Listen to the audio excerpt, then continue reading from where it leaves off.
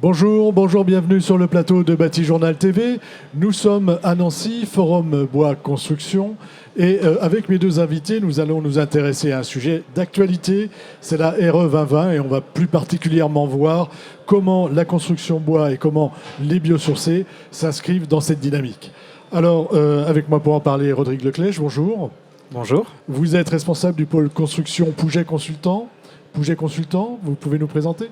Pouget Consultant, bureau d'études thermiques, fluides, environnement, qui fête ses 40 ans cette année, 40 ans de travaux autour de la performance environnementale des bâtiments. Et vous avez participé à l'élaboration de la RE ? Tout à fait. Depuis 2019, on travaille en collaboration avec les pouvoirs publics au sein d'un groupe de travail qu'on appelle le GT Applicateur, qui est assez connu, à l'élaboration de la RE. On n'a pas calé les seuils, c'est la DHUP qui fait ça, mais on a beaucoup travaillé sur ce sujet. Vous avez donné des directions en tout cas. On a fait des travaux, des études. À côté de vous, monsieur Yves Eustache, bonjour.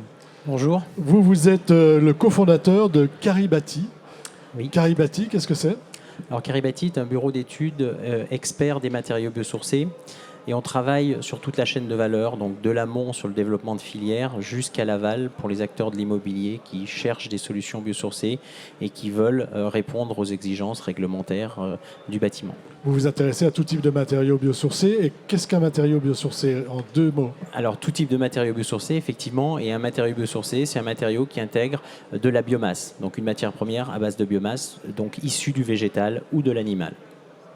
Alors, on reviendra sur les matériaux biosourcés après, mais de toute façon, on va voir que c'est très commun finalement avec le bois. Monsieur Leclèche, comment le bois, quels sont les atouts et quelles sont peut-être aussi les petites difficultés du bois par rapport à la RE 2020 ? Mais peut-être revenir un petit peu sur Rappelez-nous ce qu'est la RE 2020 et les grands axes. Je peux le faire assez rapidement. Oui. Ça, on ne va pas faire un cours de RE 2020 ici. Non, pas un cours, mais juste nous dire les grands axes. En gros, la RE 2020, donc applicable depuis début de cette année, va réglementer toujours la partie énergie, avec la sobriété énergétique, avec l'indicateur qu'on appelle BBio, les besoins bioclimatiques. Donc c'est la qualité de l'architecture autour du sujet énergétique, de la compacité et de la qualité de l'enveloppe du bâtiment. Sur la partie énergie, avec des indicateurs de consommation, comme on avait déjà avec l'RT 2012, qui sont renforcés. Et des indicateurs aujourd'hui sur le sujet du carbone. C'est pour ça que ce n'est plus une réglementation thermique uniquement, mais c'est une réglementation environnementale parce qu'on aborde le sujet carbone avec deux indicateurs. Un indicateur sur les émissions liées aux consommations énergétiques, donc toutes les énergies qu'on a calculées en fonction des énergies qu'on utilise, est-ce qu'elles émettent beaucoup ou pas de CO2. Et ensuite, un indicateur sur l'utilisation, les émissions de gaz à effet de serre liées aux matériaux utilisés pour construire notre bâtiment.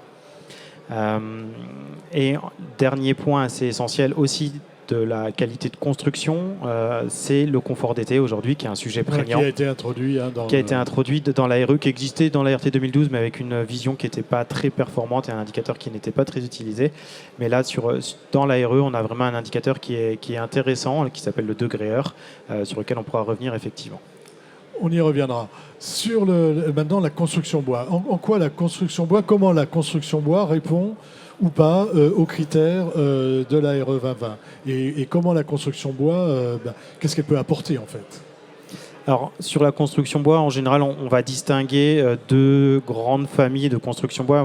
On va parler de murs manteaux, où on va rester sur des solutions mixtes bois-béton, par exemple, béton ou autre système plutôt conventionnel, on va dire, mais avec une structure qui va rester un petit peu de ce qu'on fait habituellement, mais par contre, on va changer les façades en mettant des murs manteaux en bois. Ça, c'est la construction donc mix bois-béton. La deuxième grande famille, c'est la construction bois, où on fait du 100% bois avec de la structure bois, des murs bois, des planchers bois. Dans les deux cas, on se retrouve avec une façade qui est en général très isolante, très performante, parce qu'on a un manteau complet qui enrobe le bâtiment, on va dire, avec un très bon niveau d'isolation. Donc des faibles déperditions, un très bon niveau de traitement des ponts thermiques également, ce qui fait en fait que l'indicateur BBio de la RE, qui est déjà plus performant que la RT 2012 de l'ordre de 30%, en construction bois ou mix bois-béton, on arrive sur des niveaux à peu près BBio RE 2020 moins 20%. Donc une sobriété énergétique qui est renforcée grâce à la Et construction qui bois. est déjà acquise par rapport à des objectifs plus lointains. Tout à fait, effectivement. L'ARE 2020 n'évolue pas forcément sur le secteur, sur la partie énergie. Aujourd'hui, il y a l'ARE 2020 est Oui, c'est vrai que je pensais. Alors sur les autres sujets aux aujourd'hui, on a un émissions problème, carbone. c'est qu'on ne pense plus que carbone. Tout à fait. Donc, Mais déjà, il faut savoir effectivement qu'un projet en bois va en général avoir une sobriété énergétique plus importante qu'un bâtiment, on va dire, traditionnel de base. C'est un peu intrinsèque à cette façon de construire. Donc, plus grande sobriété énergétique, donc moins de consommation, donc moins d'émissions de CO2. Et là, effectivement, les émissions de CO2 dans la RE 2020 vont évoluer par palier. Les seuils vont être de plus en plus exigeants. Et sur la partie émissions de CO2 liées aux énergies, la RE 2020, effectivement, la construction bois se positionne très bien, avec une baisse de l'ordre de 20% à peu près des émissions de CO2. Sur la partie matériaux, c'est le premier aspect. Ouais, sur la partie matériaux, effectivement, l'ACV qui est utilisée pour compter les émissions carbone des matériaux, qui est l'ACV dynamique dans la RE 2020, va permettre de favoriser les matériaux bois, qui sont des matériaux décarbonés en général, faiblement carbonés en tout cas, et de passer des seuils. Là, pour la partie justement matériaux, il y a des seuils en 2022, donc le seuil d'aujourd'hui, un seuil en 2025 qui baisse de 12%, un seuil en 2028 qui baisse encore de 10-12%, et en gros une construction 100% bois, on obtient déjà à peu près un niveau RE 2028. D'accord, donc on est aujourd'hui capable de répondre sans difficulté, avec ce qu'on sait faire, sur l'aspect carbone au plus fort de la RE. Tout à fait. Alors ça dépend. Là aussi, mix construction, mix bois-béton ou 100% bois. Sur le mix bois-béton, on est plutôt sur un niveau, on va dire, on peut viser un niveau RE niveau 2025. Et après, le 100% bois, effectivement, on peut aller chercher des labels plus performants et le niveau RE 2028. Alors, on reviendra vers vous pour la construction bois. On va partir vers d'autres matériaux qui sont assez semblables dans leur capacité ou pas à soit stocker le carbone, soit apporter une bonne enveloppe pour éviter de consommer de l'énergie. Rappelez-nous un peu les propriétés, les qualités et pourquoi les biosourcés sont intéressants quand on s'intéresse. Intéressant quand on s'intéresse, c'est pas très correct, mais à la RE 2020. Alors, déjà, peut-être précision, effectivement, le bois est un biosourcé. Donc, c'est vrai qu'on a l'habitude de faire la différence. Fait la différence tout le temps, mais le premier biosourcé, c'est quand même aujourd'hui le bois. Alors, à côté de ça, il existe effectivement un certain nombre d'autres matériaux biosourcés qui sont aujourd'hui et qui se développent, notamment les isolants, qui est l'autre grande famille des produits biosourcés, avec 27 millions de mètres carrés mis en œuvre par an, une croissance assez forte, plus 87% depuis 2015. Donc, c'est l'autre grande famille de biosourcés qui se développe et qui apporte aussi des réponses par rapport à la RE 2020. Alors, quelle réponse on apporte? Alors, il y a évidemment, la RE 2020 oriente vers des matériaux, des solutions qui sont faiblement émettrices de carbone, mais aussi des solutions qui stockent du carbone, puisque dans la stratégie nationale bas carbone, et pour atteindre nos objectifs, notamment les objectifs de la COP 21 pour rester au-dessus des 2 degrés, il faut arriver à la neutralité carbone.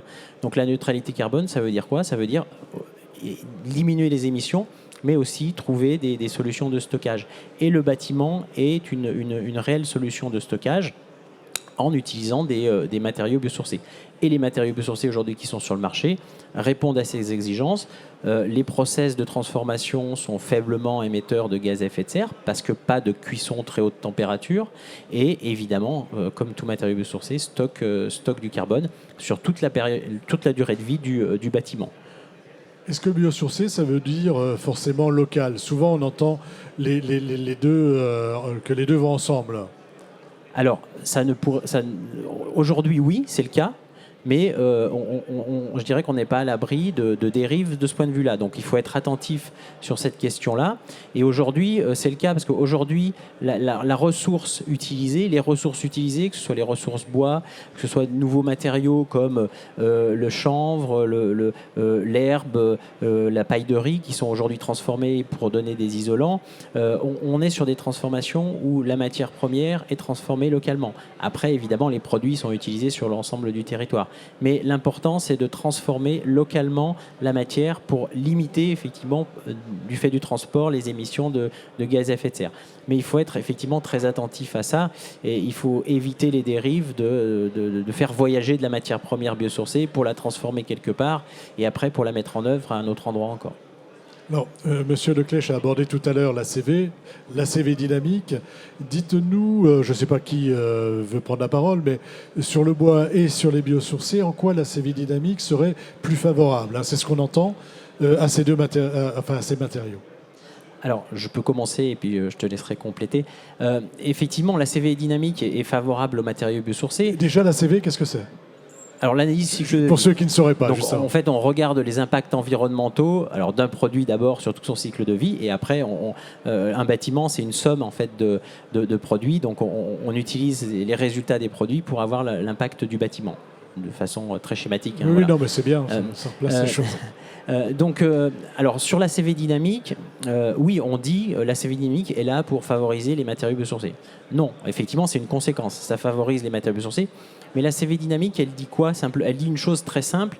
Elle dit qu'un carbone émis en début de vie d'un produit, donc lorsqu'il est fabriqué, n'a pas le même impact sur le réchauffement climatique qu'un carbone qui va être émis 50 ans plus tard ou 100 ans plus tard lorsque le bâtiment va être déconstruit. Ce qui est une réalité en fait, hein, effectivement. Pendant tout le temps pendant lequel le carbone est stocké dans le matériau, il n'a pas d'impact sur le réchauffement climatique. Et vu l'urgence, c'est important aujourd'hui effectivement de pouvoir stocker ce carbone, voilà, même sur des périodes de 50 ans. Pour reprendre un slogan politique célèbre, le carbone c'est maintenant. Tout à fait. Et c'est ce que permettent les biosourcés. Oui, alors oui, puisque aujourd'hui on est sur. Alors après, on peut différencier un peu le bois des autres biosourcés avec où on est sur des cultures annuelles, où donc là effectivement on a une plante qui pousse et on la utilise tout de suite et après on ressème derrière et on a un cycle qui se reproduit sur très court terme.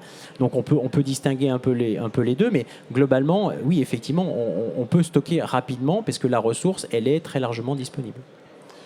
Monsieur Leclèche, sur cet ACV dynamique? Pas plus de compléments, je crois pas. Effectivement, c'est une méthode qui n'est pas là pour effectivement améliorer le positionnement d'un produit par rapport à un autre. On utilisait dans le plus et moins, donc ce qui a permis de construire la réglementation RE 2020, une ACV dite statique qui classait déjà les matériaux de la même façon avec les produits biosourcés qui étaient plus favorables que des produits, on va dire, avec plus industrialisés, on va dire, avec plus de cuisson, plus de transport, plus d'éléments comme ça. Donc ça ne change pas le positionnement des produits, ça renforce effectivement, de par le fait que les émissions se font plus tardivement, le positionnement, l'amélioration en gain carbone. Voilà, c'est ce que calcule la CV dynamique. Tout à fait. Confort d'été. Ça, c'est un des points particuliers de la RE 2020. Comment le bois répond à cette problématique? Alors, la question du confort d'été aujourd'hui était relativement peu abordée dans la construction. On retrouvait des bâtiments à peu près similaires entre Lille et Marseille. Pas beaucoup de regard autour de cette question ni architecturale, ni technique. On émettait les mêmes produits. Et aujourd'hui, effectivement, on sent qu'il y a un vrai sujet. Les étés vont être de plus en plus chauds, des périodes de canicule de plus en plus longues et de plus en plus ardues à passer. Donc il faut vraiment qu'on commence à avoir une réflexion et à construire, on va dire, résilient, c'est-à-dire que les bâtiments soient en capacité d'absorber de façon confortable les vagues de chaleur qui vont arriver. L'ARE 2020 met en place un indicateur degré-heure un peu plus pertinent pour mesurer l'inconfort estival.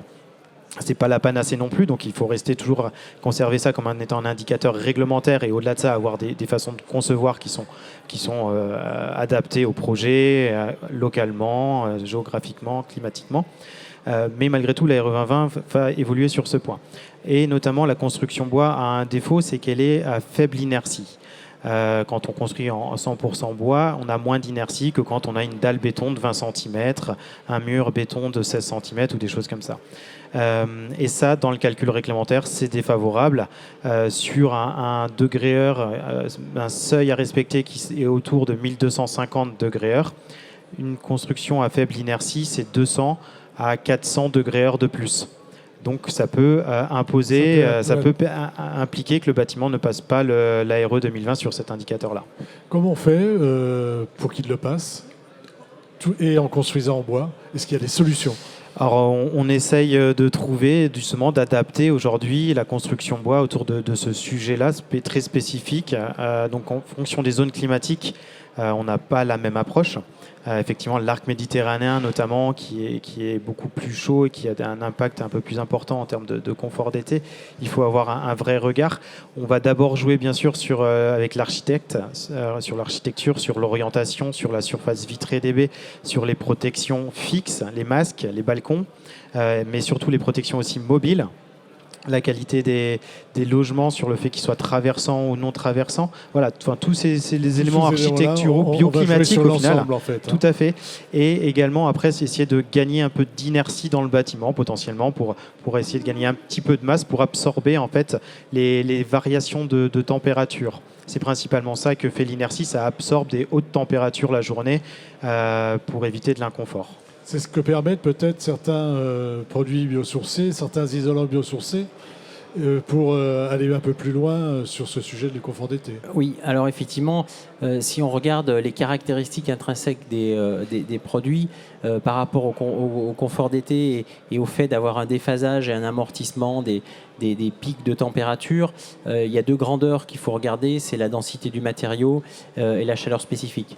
Et effectivement, un bon nombre de produits biosourcés sur ces deux valeurs-là ont des caractéristiques élevées, ce qui permet effectivement d'avoir des déphasages qui sont pertinents, alors je ne dis pas importants, mais pertinents, c'est-à-dire qu'on ait le pic d'onde à un moment donné dans le bâtiment, à un moment où on peut évacuer le surplus de chaleur, et puis surtout un amortissement de l'onde thermique dans le bâtiment.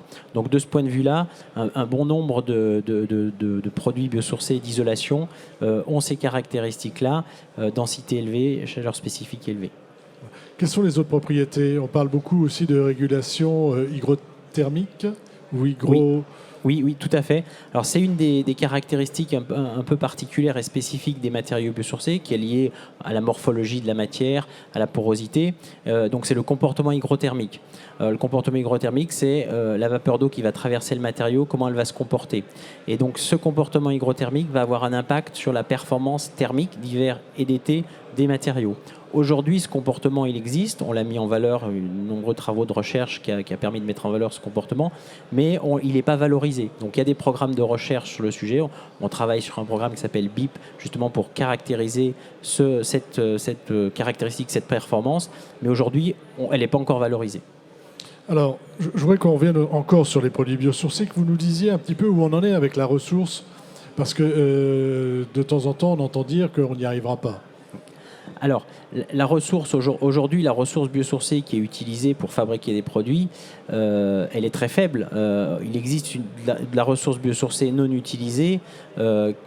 On peut imaginer, donc aujourd'hui on parle des bétons de chanvre qui sont fabriqués à partir de chanvre, mais on pourrait faire des bétons de colza, des bétons de tournesol. Il existe toute une série de granulats ou de fibres qui sont aujourd'hui pas utilisés et pour lesquels on peut envisager, et d'ailleurs certains industriels travaillent déjà sur des développements, pour apporter de nouveaux matériaux à partir de nouvelles ressources. Donc aujourd'hui, je veux dire, le champ des possibles en termes de ressources, il est très large. Alors après, il faut veiller à ce que la ressource ne vienne pas de l'autre bout du monde. Mais ça, il faut être attentif. Il faut être attentif à ça. Dernière question sur les filières. Est-ce que les filières sont prêtes ? Est-ce qu'elles sont en train de se structurer ? Est-ce qu'on a tous les outils pour les professionnels pour mettre en œuvre, je pense aux avis techniques, aux certificats SRMI et autres ? Oui, alors les filières sont structurées, se structurent par intermédiaire d'associations, de syndicats professionnels, le RFCP pour la paille, Construire en chanvre pour le chanvre, l'AICB pour les isolants. Donc il y a une structuration, il y a effectivement des développements propres à chaque filière et tous ces produits rentrent dans le cadre normatif et aujourd'hui les produits sont sous technique courante parce que règles professionnelles, avis techniques, ATEX. Voilà. Et donc totalement adapté à une utilisation dans le cadre d'une construction RE 2020. Tout à fait. Vous avez le mot de la fin, Rodrigue Leclèche, sur cet aspect. Alors, je vais vous demander d'être bois et biosourcé. Et est-ce qu'il y a quelque chose qu'on n'a pas dit qui vous semble important de dire sur cette rencontre, on va dire, RE 2020 et construction bois ? On le sait aujourd'hui, c'est tout à fait d'actualité. Il faut qu'on agisse très rapidement. On a 3 ans pour agir. C'est le GIEC qui le dit aujourd'hui. Oui, on entend beaucoup. La RE20 arrive justement à ce bon moment et la qualité de ces matériaux intrinsèques, renouvelables à court terme aussi, c'est assez important de le dire. Tu le disais, c'est renouvelable sur 1 an. Les matériaux biosourcés. 2 fois par an ou 3 fois par an. Exactement. C'est quand même quelque chose d'assez formidable de pouvoir utiliser ces matériaux aujourd'hui dans nos bâtiments. Il faut y aller, c'est tout. Il faut y aller, c'est le message. Merci messieurs d'être venus sur le plateau de Bâti-Journal TV nous parler donc de RE2020, mais surtout de savoir comment les matériaux biosourcés et le bois peuvent s'intégrer et répondre aux exigences de cette nouvelle réglementation. Une émission à retrouver sur notre site Bâti-Journal TV et sur les sites de nos partenaires que sont le Forum Bois Construction bien sûr et France Bois Forêt, excusez-moi. Merci à vous. Merci. Merci.